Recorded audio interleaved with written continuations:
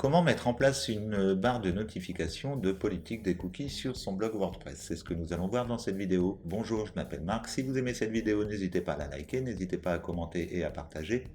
Et n'hésitez pas non plus à cliquer sur le lien qui se trouve sous la vidéo pour accéder à un utilitaire gratuit qui va vous permettre d'utiliser les sous-titres de YouTube pour pouvoir écrire un article de blog ou un e-book par exemple.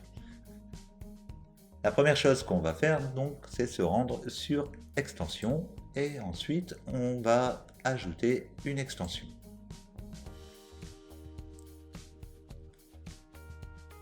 Ici, vous allez marquer GDPR Cookie Consent. GDPR. On va marquer cookie, tout simplement. Voilà, donc c'est le premier cookie qui apparaît ici. On va cliquer sur Installer. Donc une fois que c'est fait, vous pouvez cliquer sur Activer. On va le retrouver ici sur le côté dans le menu gauche. Vous avez différents réglages à effectuer pour pouvoir avoir un affichage correct sur votre site. La première chose à faire, c'est de cliquer sur Réglage Cookie Law. Ici, on va avoir des onglets généraux du bouton, donc enfin de la barre, et donc on va paramétrer l'ensemble de ces options. Donc à chaque coup que vous avez un onglet, vous avez d'autres options qui sont disponibles juste en dessous. Il ne faut pas oublier de les faire une par une pour pouvoir traduire l'ensemble du plugin. L'inconvénient, c'est que ici vous avez toute l'interface qui est en français, mais le plugin est en anglais.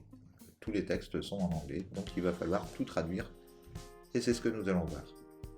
Donc, un cookie est un petit fichier qui vient s'installer sur votre ordinateur et qui va contenir des informations sur le site web visité, qui va vous permettre d'avoir un site web beaucoup plus dynamique et qui va vous permettre d'avoir des visites beaucoup plus agréables au niveau du site, vu que les actions que vous aurez fait auparavant vont être mis en mémoire vont être enregistrées dans ce petit fichier, et ça va vous permettre la prochaine fois que vous reviendrez sur le site de pouvoir naviguer plus vite, ou d'avoir des options comme par exemple la sauvegarde de votre mot de passe et de votre identifiant pour éviter de vous connecter à chaque coup que vous allez vous rendre sur le site. Donc c'est un fichier inoffensif, vous pouvez complètement le mettre sur votre site internet, il n'y a pas de problème, hein, vous pouvez les accepter. Après, si vous êtes réticent, vous pouvez toujours les refuser, mais il faut savoir que vous aurez quelquefois des problèmes avec certains sites. Donc on continue. Ici, vous allez choisir le type d'affichage que vous voulez. Donc ici, vous laissez par défaut. Ici, pareil, vous laissez en type de bannière, ou après, vous pouvez choisir une fenêtre surgissante ou un widget. Moi, j'aime bien avoir une bannière, c'est bien, c'est sobre. Et après, vous allez pouvoir choisir également l'emplacement de cette bannière, donc soit en en-tête, soit en pied de page. Donc l'en-tête, c'est en haut, le pied de page, c'est en bas. Donc on va prendre dans cet exemple un pied de page, et on va l'épingler au démarrage. Vous pouvez également mettre une petite animation, mais bon, on va directement afficher, hein, on n'est pas là pour faire des fioritures.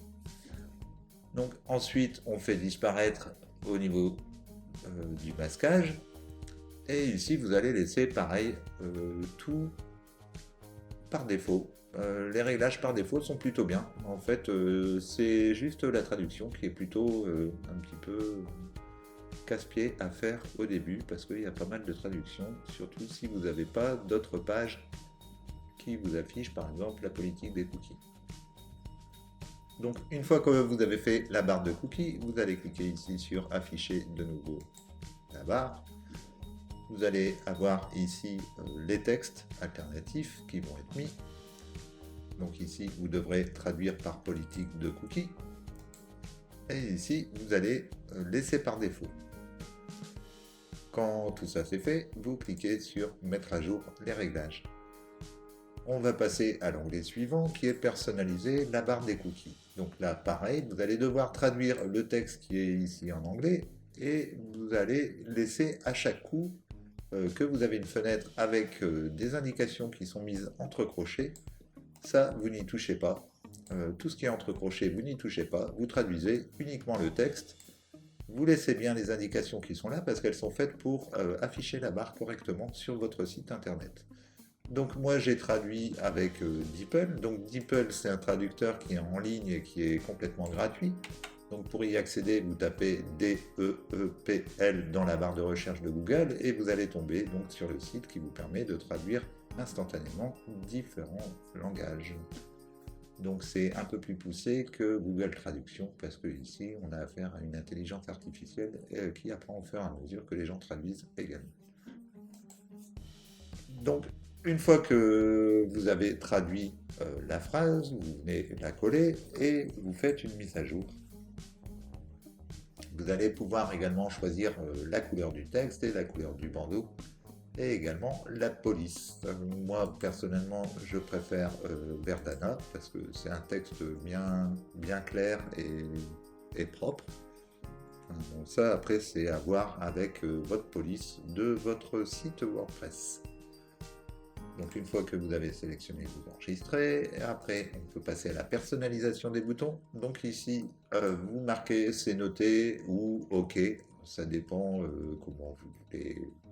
Enfin voilà, l'idée c'est de dire qu'on est d'accord avec la politique de cookies.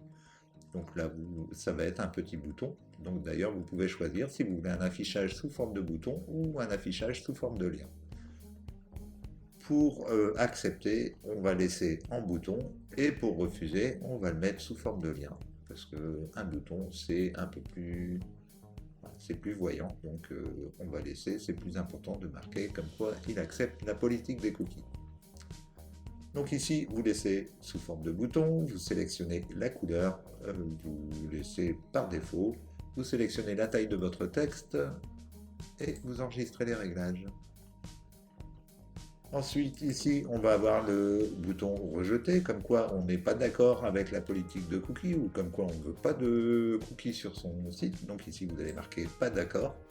Et toujours pareil, vous sélectionnez les couleurs que vous voulez, la taille du texte et la forme que vous voulez. Donc soit un bouton, soit un lien.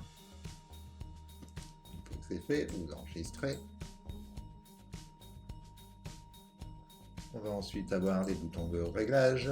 Donc ici, vous allez remplacer par paramètres des cookies. C'est ce qui permet de régler justement les cookies, d'avoir des informations à propos des cookies. Et vous allez pouvoir ici sélectionner encore la couleur du texte et la forme pour laquelle vous voulez que ça apparaisse. Donc comme je vous ai dit, on va laisser ici sous forme de lien. Donc ça c'est pour consulter en fait les paramètres du cookie.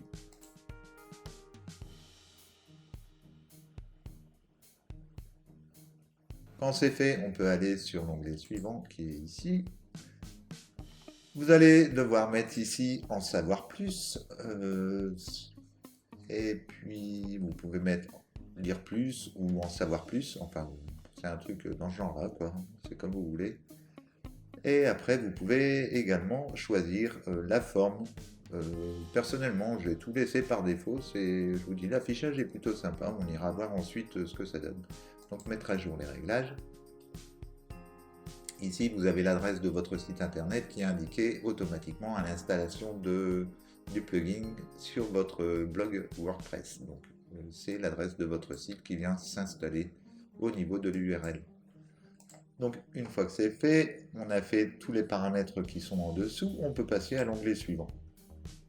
Ici, vous n'avez rien à faire de spécial et ici, vous avez un bandeau d'aide.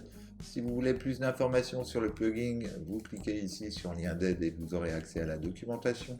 Sinon, on va passer à l'onglet suivant. Donc pour ça, on retourne dans la barre sur le côté et on va faire la liste des cookies. La liste des cookies, vous n'aurez rien d'affiché vu que c'est des cookies qui sont sauvegardés. Donc pour l'instant, il n'y a rien d'affiché. Et ici, vous avez le générateur de politique des cookies. Donc là, c'est pareil, tous les textes sont en anglais. Comme je vous disais, la majorité de ce plugin, ça va être de la traduction. Donc vous devrez traduire ce texte, le texte qui est ici sur le côté, encore ici le troisième, et ici le quatrième, et ici le cinquième. Et une fois que vous aurez fait tout ça, si vous voulez ajouter une page supplémentaire, vous cliquez sur le bouton ajouter. En fait, c'est pas une page, c'est un paragraphe. Vous cliquez sur le bouton ajouter et vous pourrez donc l'ajouter à l'ensemble de la page. Une fois que vous aurez traduit l'ensemble de la page, vous pourrez créer ici votre page de politique de cookies.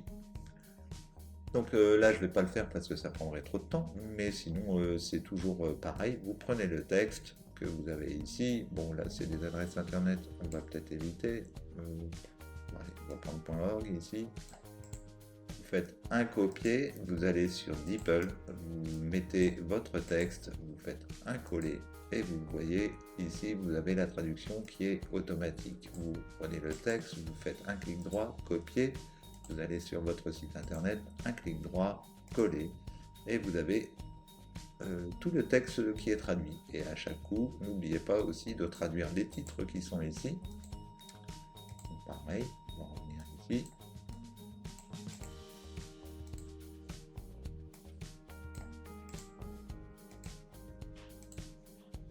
Voilà. Et une fois que c'est fait, vous faites une mise à jour. Et vous allez faire comme ça tous les éléments. Donc vous allez tout traduire. Et une fois que vous aurez tout traduit, ce que vous pourrez faire, alors je ne voulais pas y aller tout de suite, et une fois que vous aurez traduit, ce que vous pouvez faire, c'est créer directement votre page de politique de cookies en cliquant sur le bouton. Et vous aurez un résumé de, je peux la créer d'ailleurs, on peut aller voir.